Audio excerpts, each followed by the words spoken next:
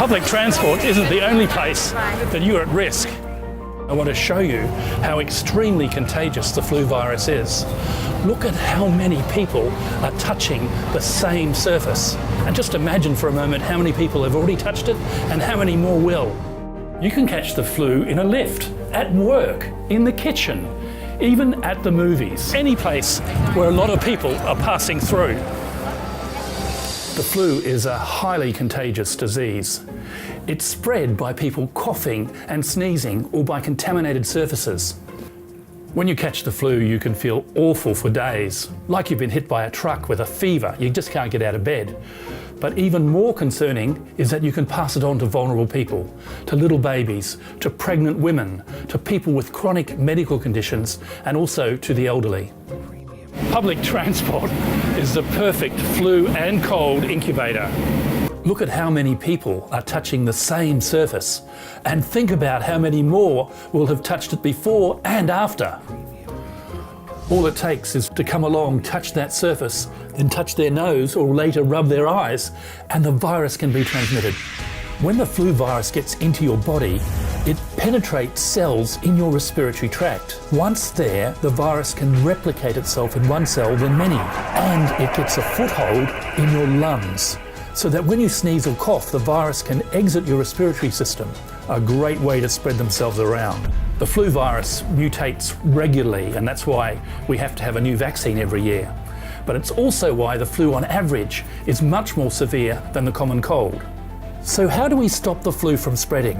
And how do we protect ourselves? Sneeze or cough into a tissue or into your inner elbow.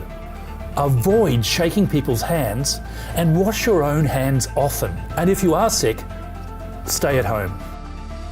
I want to introduce you to Nick, a 39-year-old father of 4 who tragically lost his wife Katrina to an influenza infection. Katrina developed severe influenza. She was a healthy 38-year-old lady. Took the kids to school Monday morning, came home, she was in the shower. Her nose was blue, her lips were blue. Her symptoms developed quickly. She was rushed to hospital by ambulance and straight to surgery. The surgeon that operated on Trine on the Saturday night has come in and has said that the events in the last hour and a half have turned for the worst, that she has suffered a massive heart attack. He said, "So mate, I'm terribly sorry, she's not going to make it." What's going on? How has this happened in a matter of 48 hours to 72 hours? We now know that everyday normal people can be hit hard by influenza and tragically lose their lives.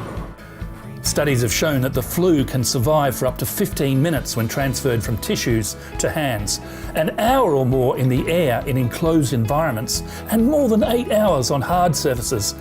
The flu shot reduces flu-related hospitalisation in children by up to 3/4, and over half in people over the age of 50. The flu vaccine provokes antibodies against the flu virus. You cannot catch the flu virus with a flu vaccine shot because there's no live virus in the vaccine itself. Vaccination is the best defence to stop contracting the virus. And that's why I get the flu shot every year. So to fight against the nasty influenza virus, you should have regular exercise, a healthy diet, practice good respiratory etiquette, but your best bet is to have an annual influenza shot.